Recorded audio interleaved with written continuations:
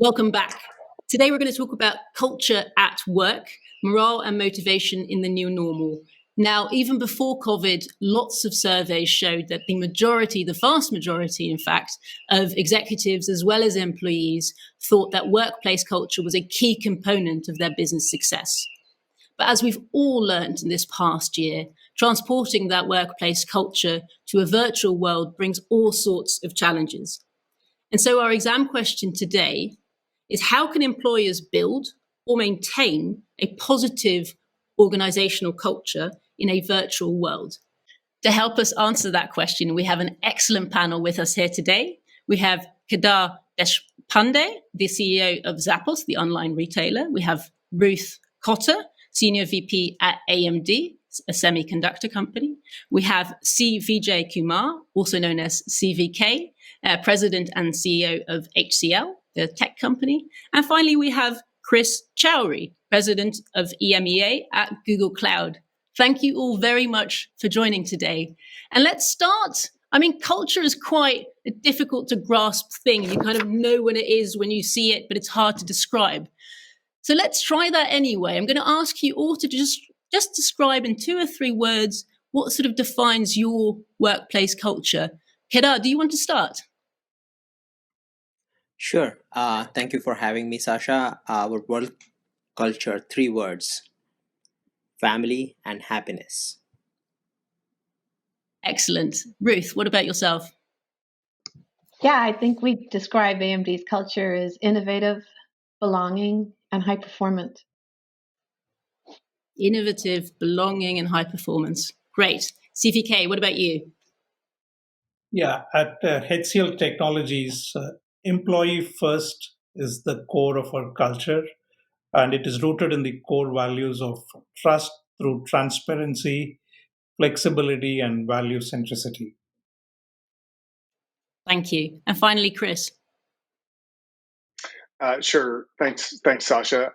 I'd say it's collaboration, respect, and flexibility, especially now. Yes, I'm sure. Well, Chris, whilst you've got the microphone, are the words that you've just used, would they have been the same in a pre-COVID world? In other words, is the culture at Google or at Google Cloud distinct today compared to what it would have been before this weird world we've all entered over the last year? It's an amazing question, Sasha, because I would have had, I think before or after, we would have had 4. The word I didn't use was innovation. I think before the pandemic, we may have had innovation before flexibility, but the question really made me think about the agility that we need to drive in our culture. Obviously, that's connected to how we also drive innovation. Yes, I bet.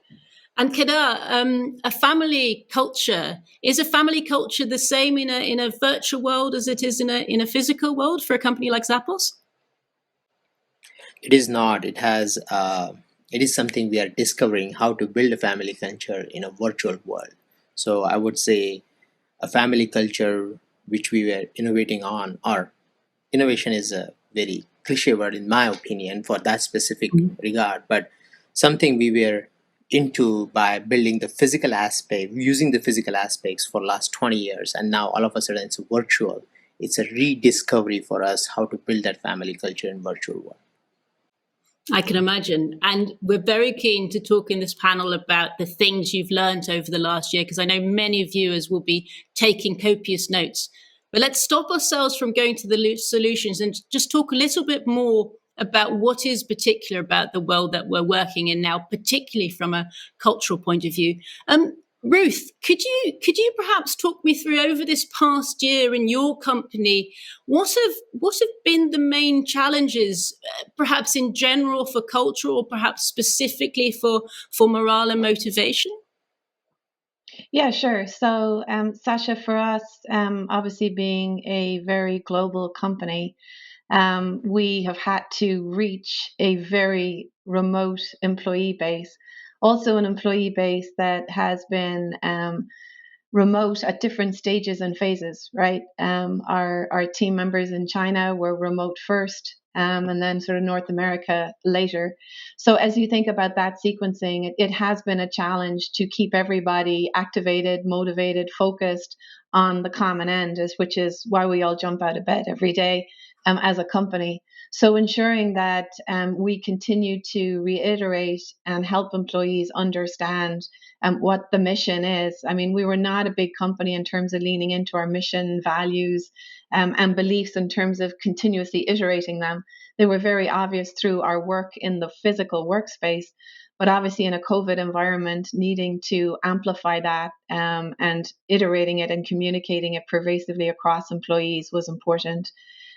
We also, in a COVID environment, were not only communicating to employees, but we were also engaging with families very actively to some of the comments from some of the other panelists here today, and trying to understand how we were reaching into families in a global pandemic situation where there was great trust with the company, but also bearing the responsibility in a cultural responsibility perspective, how you use that company voice to the employee base and their families who were looking to the company as a mainstay of consistency in their lives when everything around them was sort of very, very fluid. Yeah, no, I can imagine. And CVK, you kind of building on that. You mentioned employee first. In practice, in this past year, have you had to make trade-offs between putting employees first and putting, say, the bottom line first? And how have you dealt with that?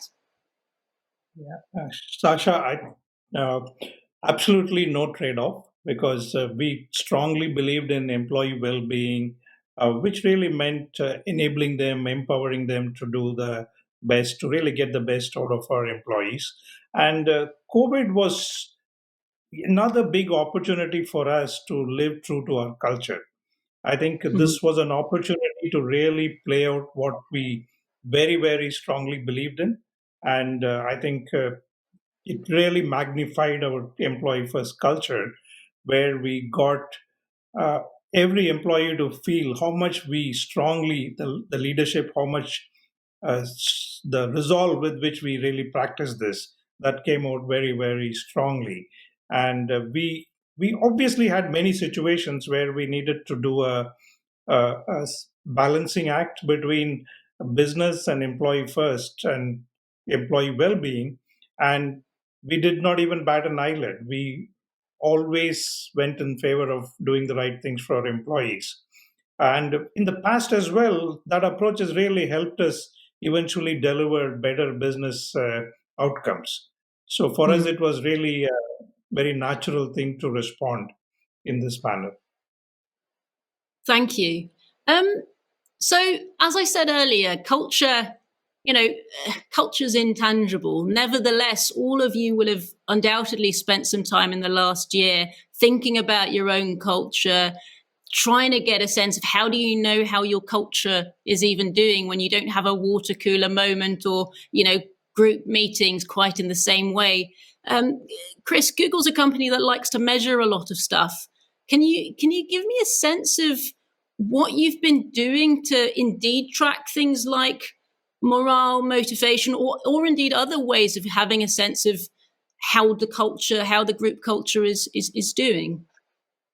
Sure. I mean, as you said, we constantly, on an annual basis, on a quarterly basis, we have employee surveys and 360s going in all directions. So we pre-pandemic, we've always measured, culture and employee sentiment. I think a couple of things that changed, on the measurement front. We've done more sort of pulse surveys, specifically about how people are doing work from home. As Ruth mentioned, reach out managers, programs to make sure we're touching all the employees. I think the other thing I would comment, and I think this is probably a commonality amongst many of us as leaders and in companies, you're constantly taking the pulse now. You're taking the pulse of the people that you connect with, to really try to make sure we're all striking that balance between staying on the company mission, but also just making sure people are in a good place. There's you want to be empathetic, but also not have too many of us fall into fatigue, and it's normal. So I think you're also trying to constantly give people energy. I think that's a huge part of what many leaders are finding ourselves trying to focus on. I can imagine. Actually, I wonder, does anybody have anything to add? I'm sure many of you will have done pulse surveys as well. Has anybody found an additional way to keep track of, the health of your culture, the well-being of your staff? CVK, I see you nodding. Yeah. See, I think we also started with almost weekly surveys, and then we slightly reduced the frequency. But what we realized was surveys provide a certain level of visibility, but there are certain unmet needs, or some aspects are not very well covered by electronic surveys. So what we did is, we are a 160,000 employee organization in 50 countries. So we created a volunteer team, and we called them as Covengers. And we wanted volunteers to reach out to our employees every week. So physically, one of the volunteers talked to every individual in the company and just assessed how is he feeling, what support does he need. It was just a conversation, and it was not a very, very structured survey. And I think that really built a lot more engagement in trying to share what their personal perspective of how things are being delivered across the company.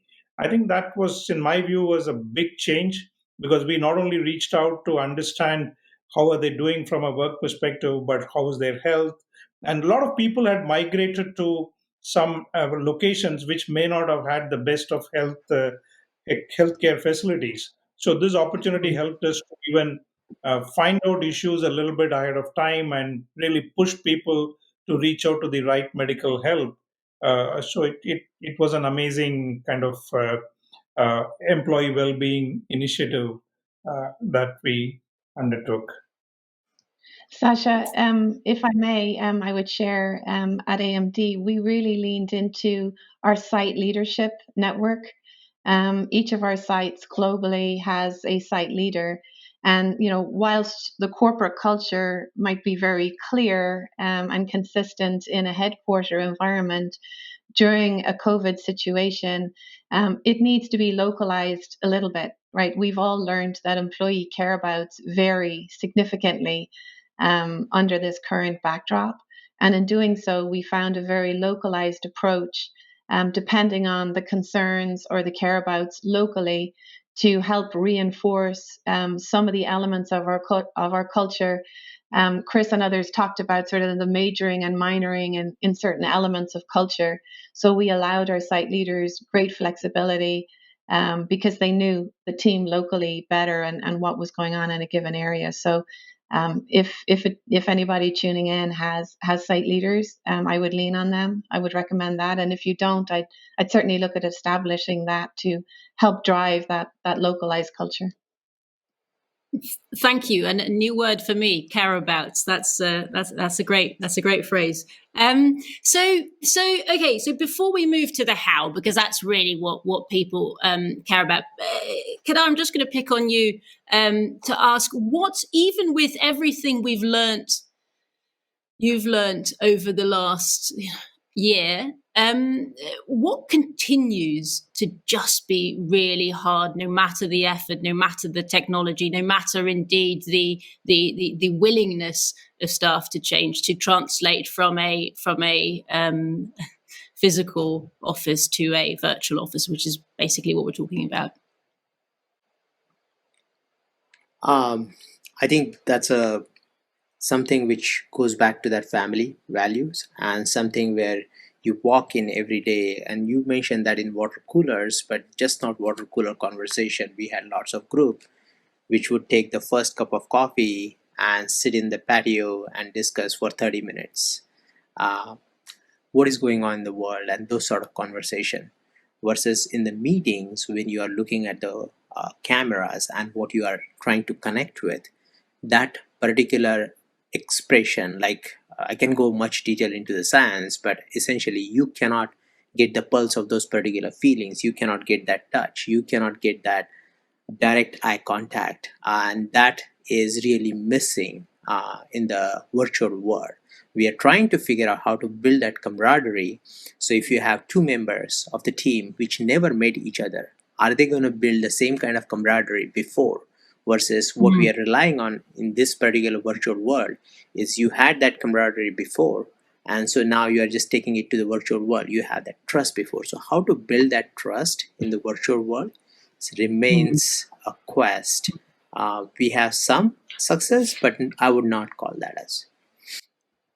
Well, I'm very glad you mentioned building trust, because indeed, as we will have all found, if you're established in an organization and you know who to find, then the virtual challenge is a lot smaller than if you're new, right? So is there anyone who's got any thoughts on, moving to the how, on what does work when, or at least semi works, when trying to introduce a new member to the organization, and indeed particularly to the culture of the organization, if they've never been able to physically meet anybody at all?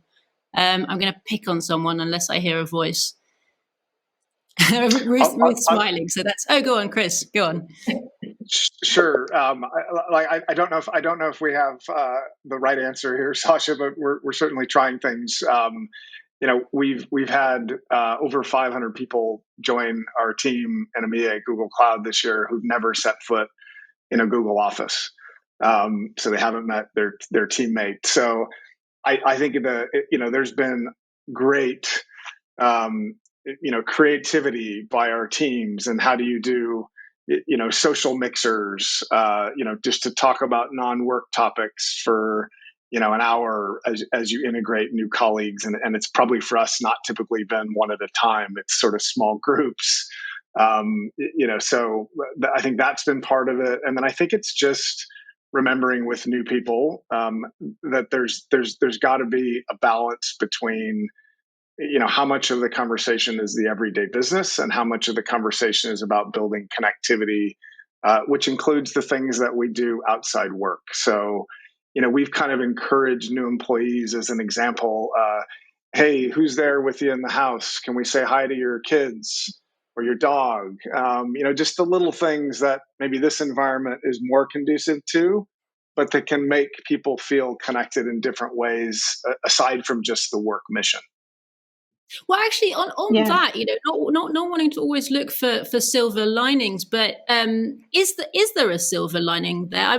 We're all phoning each other from probably our homes. Maybe some of you are in your offices, but that would never have happened before. We would have just met on a clinical stage somewhere. Is Chris, building on the example you've just given, is some of this enriching your culture, or is the best you can hope for maintenance? I think you're trying to make positives out of a difficult situation. But I think amongst our team, we talk about the fact that, wow, I've now met the children and I've seen the dog, not just of the new people, but of some people that I've worked with for years. So I think if we can try to find some derivatives that are positives. I'd say at the same time, I think none of us probably would say let's stay 100% virtual forever. No, that's totally fair. Ruth, I think you were about to jump in there. Yeah, no, I prefer that we don't stay virtual. I think from sort of our perspective as we look at it, I think the things that we have learned is bringing this sort of humanistic element across the company. We've always been a company that is built. We're 50 years old, but we're built on our founders' statement, which was people first, products and profits will follow. And I think that's really rung true in this current situation where we find ourselves. Putting people first is very important. And I hope that we don't lose that. I mean, the health of our employees has come very much to the forefront of all of us, and we are invited as a company, into people's personal lives in a way that we've never quite been invited in there in the past. And how does that transform into a bias back to a very physical workplace is going to be very interesting. I think from an employee's perspective, it's wonderful that companies are more involved socially, and it from the sense of community in their lives. I think that's just enriching broadly. But there is a challenge as it relates to things do take a little more time to accomplish in a virtual world, and the need to be a far more immersive and than we typically are in a physical workspace. As you had asked Chris about sort of onboarding in particular, we've elongated our onboarding cycle. It's longer than it would typically be. And we're using other tools to immerse people into our culture, whether that's ensuring that we've also brought in major keynotes some of our leaders have done into the onboarding process, this meeting and greeting, but getting the mentors earlier, getting them into a buddy system across the company a lot earlier, so they have very specific people they're being paired up with for their first 12 months. Because who would have thought, as of January 2021, we'd still be looking at many more quarters of an ongoing quasi-virtual environment. So there's a lot of challenges for sure. Absolutely. And CVK, building on that, CEOs have always had an important role, whether they realized it or not, in setting a culture.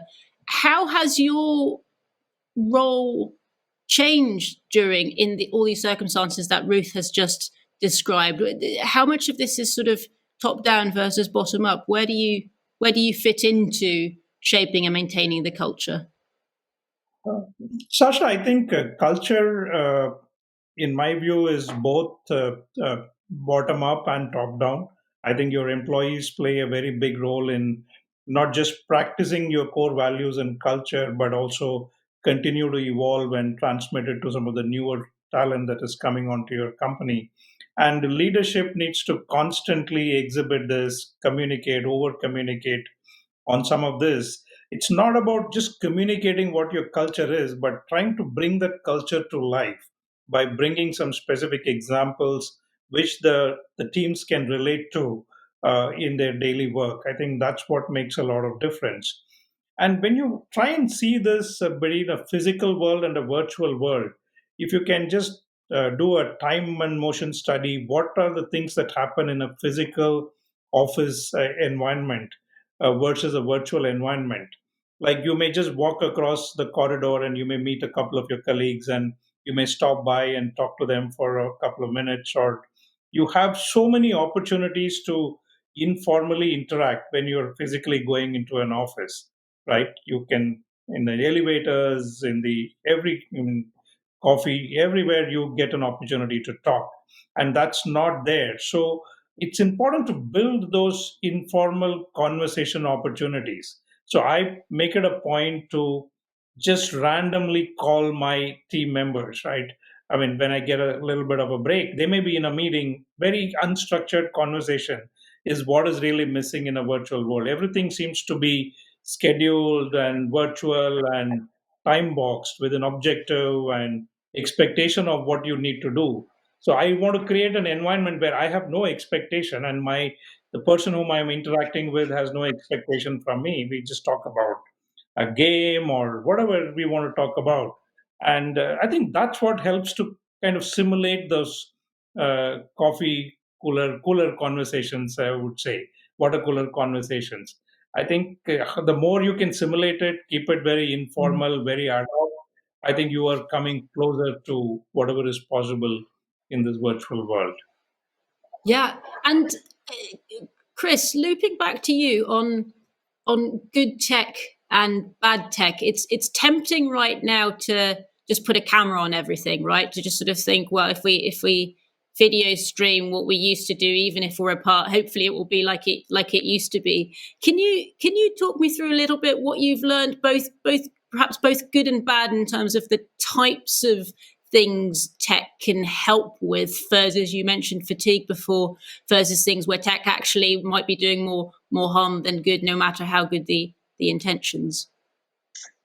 Yeah, so it's interesting because obviously we use technology that our customers use as well, and technologies like we're on right now with Google Meet every day, and the really important part of that question, I think, is how do you make sure you maximize the positives of it, and then what are the things that you need to maybe do a little bit different. And I liked what CVK said about culture comes from the top and the bottom. I think on this topic, part of what we're all doing at this point, we mentioned the words that describe our cultures, but we're all working with our teams on resilience, right, and stamina. And I give a couple of things that we've done, maybe to give people some more resilience and stamina, because there is a digital fatigue. So in October we did an all-day what was called a restival event, so a wellness festival.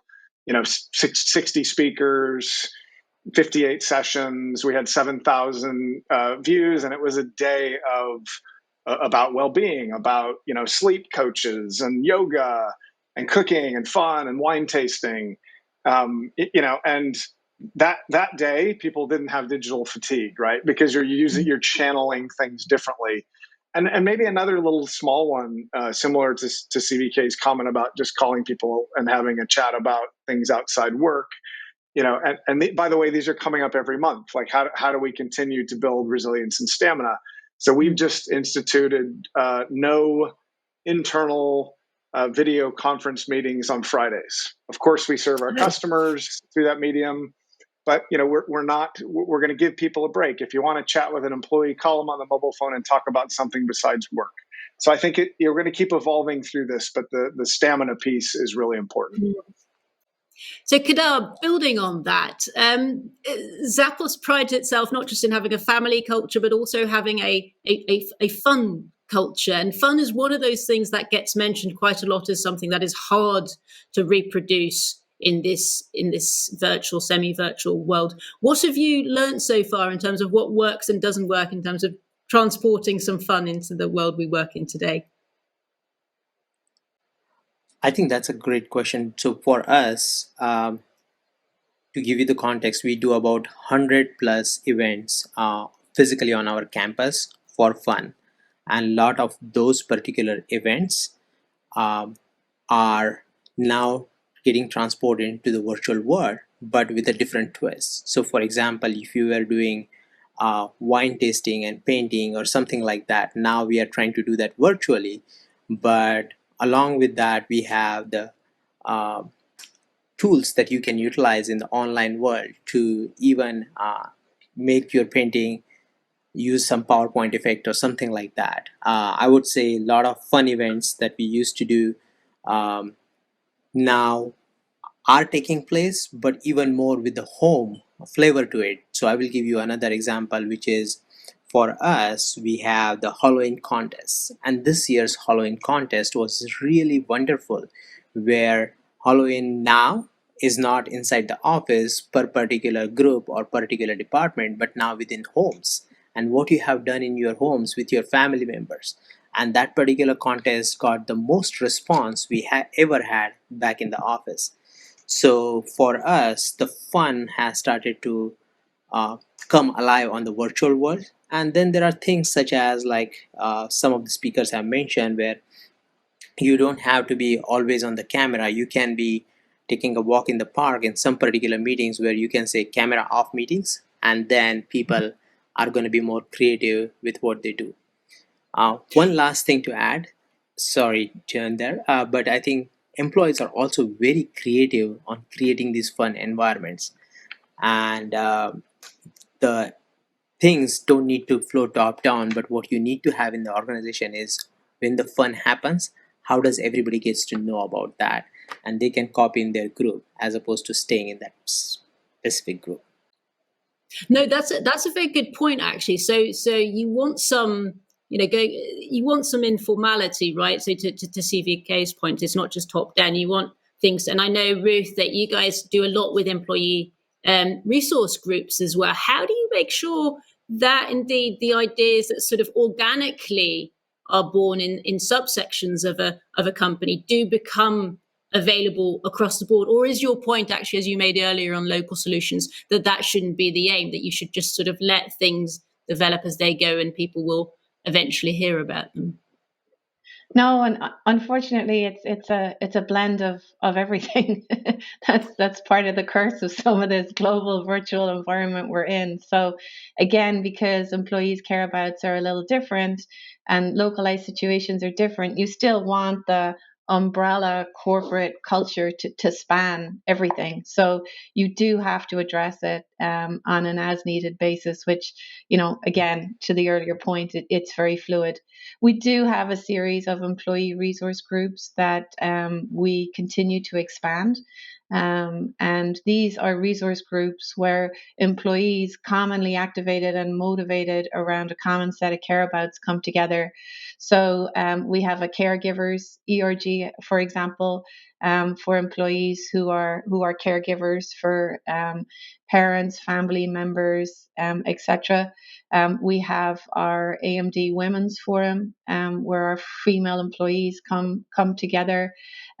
We have obviously spanning environmental group, social groups, as well as our African American group.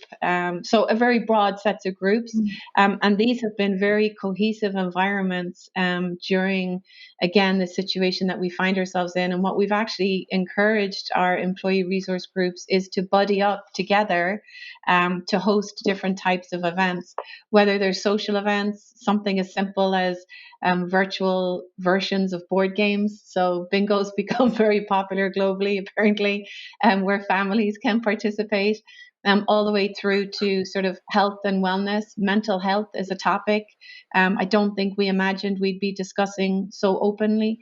So, trying to bring those care abouts to the forefront because they're important to date, all the way through to more business orientated activities as we think about how can we better innovate in a virtual world when you can't jump into a meeting room and whiteboard, are also sort of hot topics. But in all, what you're also trying to do, though, is foster courage, but also protect the culture that you have developed. Because for employees who are, they can be sitting looking at this rectangular box that we're all looking at here in terms of our screens from 6 a.m. in the morning to midnight. If somebody allowed, anyone let loose on your calendar, it is just a non-stop environment. So what we've encouraged our employees to clearly do is it's got to be within their control to clearly carve out time in the day, and where they have moments to recalibrate, take a break, because there isn't a water cooler in your home. There isn't sort of the break room or colleagues to tap you on the shoulder to take you away from your desk. And as we think about that, because that sort of can build up as a negative situation with an employee who always feels like they have to be on, which would feed into a culture in a negative way. How do we keep that very positive? And bringing like-minded sets of employees together through resource groups has been very helpful in that area. I'm glad you mentioned innovation and brainstorming, because that is indeed the other thing I wanted to ask you all about. But before we go there, and what kind of stuff, if any, has worked and hasn't, just a last question on motivation and indeed on morale. Is there anything that you've stopped doing that actually doesn't work, that you've realized is actually not reaching the stated aims? I don't particularly want to pick on anybody, but can I see a nod of anybody who's willing to share some failure or lessons learned? Just quickly, I would say Yeah. I wouldn't point to any one thing. I would just say that the phasing of the things that we are doing has changed. So early on, nobody knew what COVID or a pandemic situation was. So it was really leaning into health and safety was a huge theme, and how AMD was taking care of our employees to the people first element of our culture. Now I would say it's more in the area of productivity, because employees care about is, okay, we're going to be in this situation for a sustained amount of time. And we've moved more to sort of corporate initiatives and not majored as much in the health and safety. So I think I would encourage everybody to stay very close to the employee voice and understand what their care abouts of the day are. And you've got to move with great agility to address them. That's very helpful. Now, I realize I could talk to you for hours about this, but I really realize we have to move on. One thing that I can certainly say from my own job that I've missed is brainstorming with colleagues in a room. That there seems to be something. I don't know if you've experienced this as well, but there seems to be some sort of wall or something, as indeed we sit in our little boxes, that goes amiss. That is hard to replicate. And since this conference is partly about innovation at work, I'd love to hear from all of you really what you've learned in terms of how can you still be innovative, creative, not just survive, but actually think of new stuff, new angles, and indeed and simply brainstorm. I might start with you, then go to Chris. Any lessons learned so far in terms of how to do that well or poorly? I think it has been a challenge in terms of brainstorming and coming up with something brand new. But we always looked at Zappos always prioritize customers, and the way we prioritize customers is also we look at internally and say how would we like to be treated and what do we want as customers these days. So I will give you a couple of examples that came about because of how we looked at internally. So one of the pain point for us as the pandemic started was around um, our internal employees don't want to go to the stores to drop off their packages for return. We have very generous internal discounts on what we sell on e-commerce, but there was a hesitancy.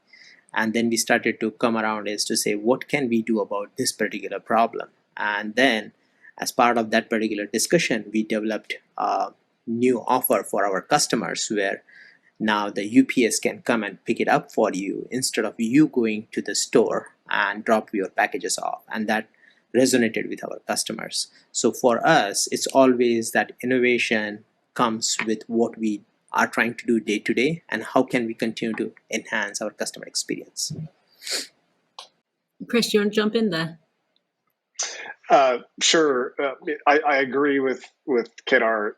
That it maybe is one of the most challenging areas to tackle in this. So we've experimented quite a bit. I would tell you one thing that we found that at least makes it a little bit better in this environment is try to be really structured about brainstorming kind of innovation sessions, separate them out from a weekly meeting, let everyone know, maybe with a doc or a topic ahead of time, so people come in ready for the conversation. And then because of this medium, we've also said, look, these sessions might need to be 2 or 3 sessions, make them shorter, create breaks, create a laugh, get people up, maybe do a little, fun fact. So also trying to intersperse some team building into those sessions around brainstorming or innovation. And I think we're going to keep exploring ways to try to do that because it probably is one of the areas that's the most challenging for all of us.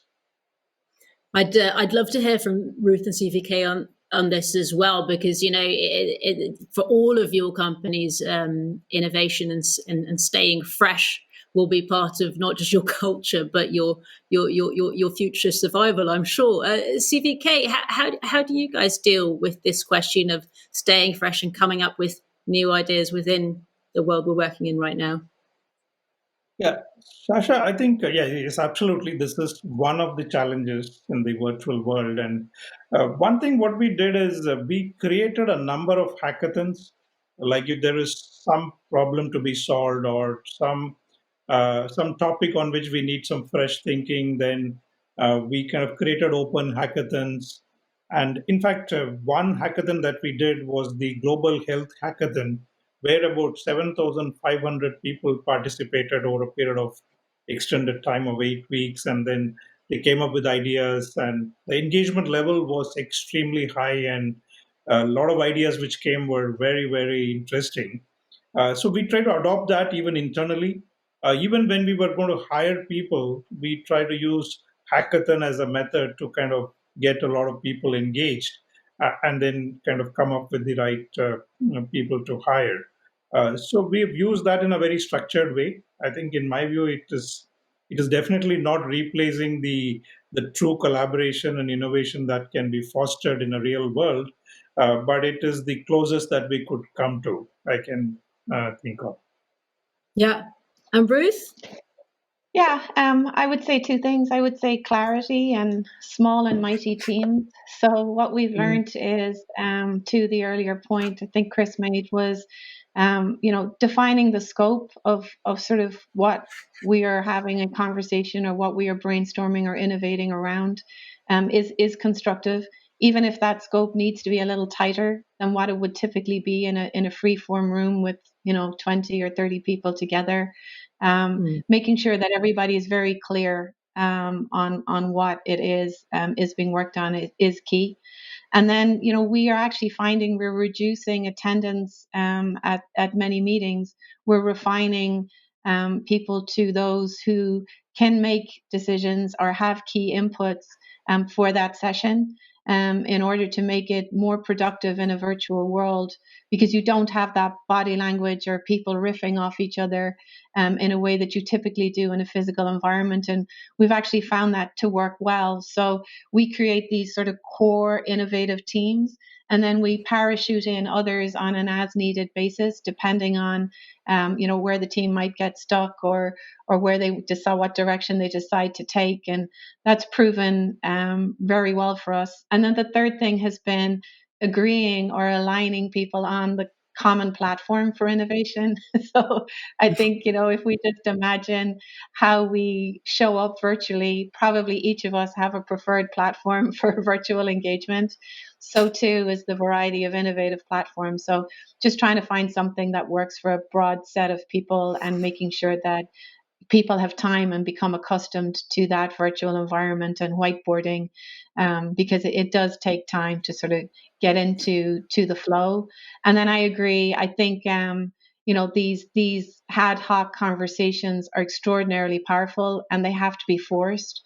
Like, you really have to make sure that they just become part of the status quo in a virtual environment, because that's where people riff off each other, and you get great ideas, and it's like, oh yeah, wow, never thought about that, because it doesn't happen naturally, through the meetings that we are having in a very concerted way. No, that's very recognizable. Okay, so finally, let's think about what comes next.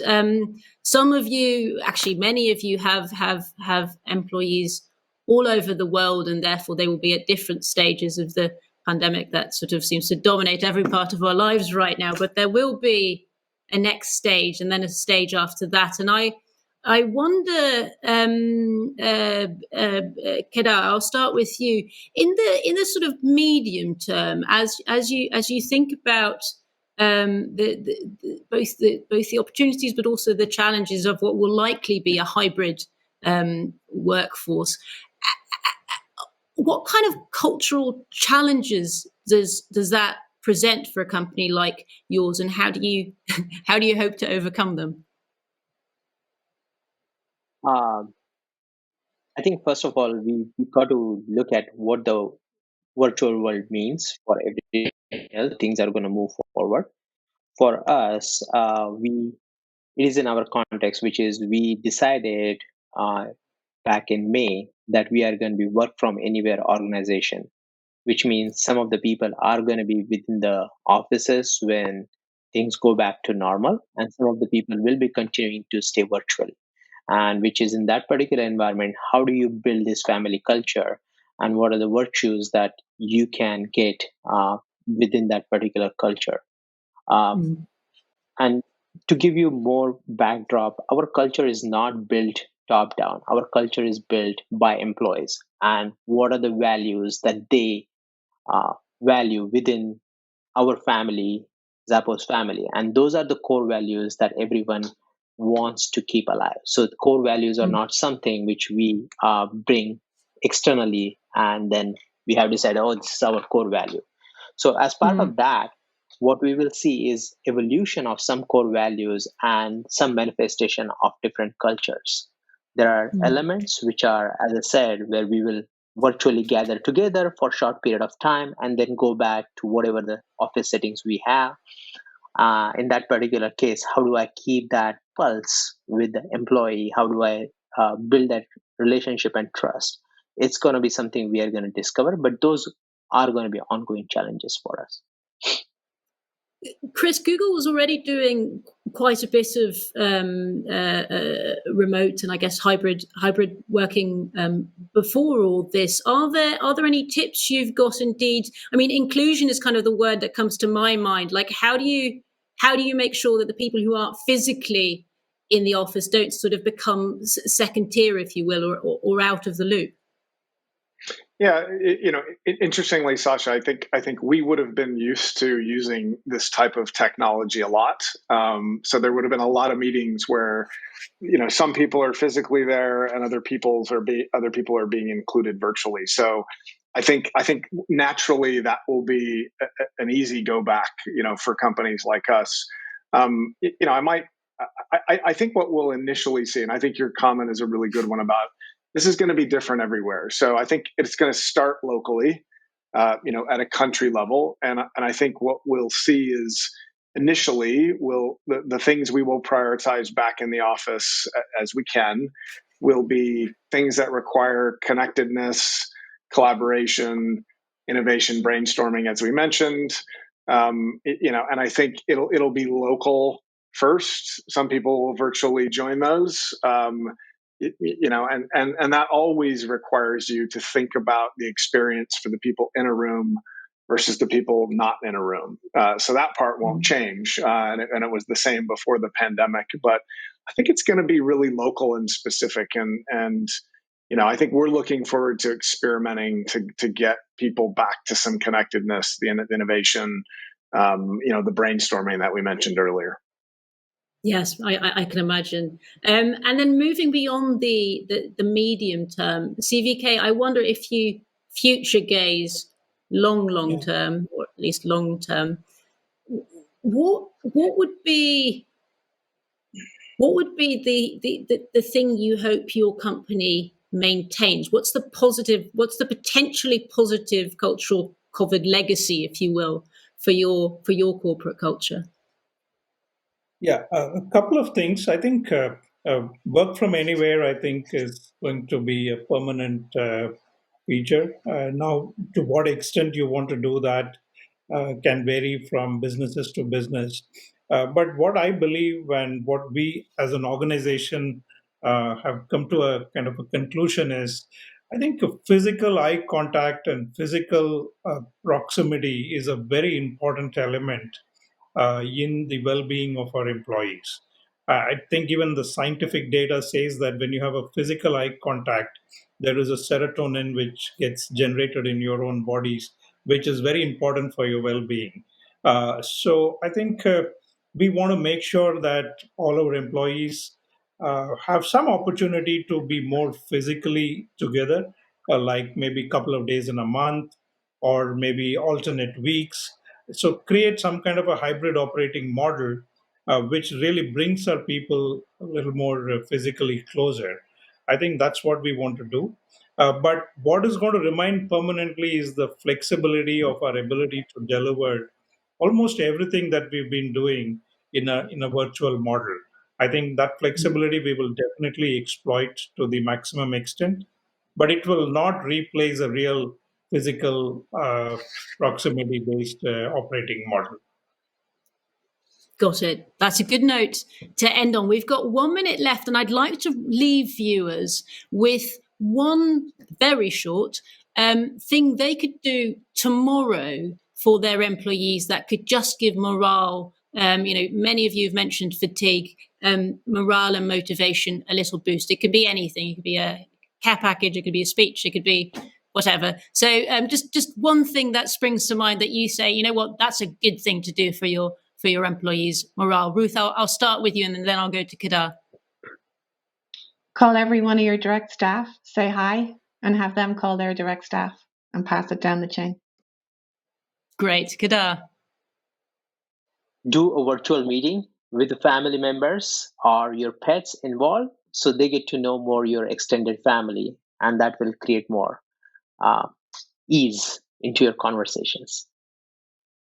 From experience in my workplace, I can certainly confirm that. Chris. Yeah, I'll steal one that Kedar talked about a little bit earlier. Put a meeting in someone's calendar that you know tends to go long days on video calls, and say we're taking a walk and having a conversation on our mobile phones at this time. Lovely. And CVK? Don't have any virtual meeting for a day. That's indeed a very good one. I'm afraid we're all out of time, but you have been a fantastic panel, despite our virtual wall, if you will. I can certainly feel my serotonin has raised, so that's a good thing. Thank you very much, and thank you to you all for watching, and we'll see you again soon. Bye.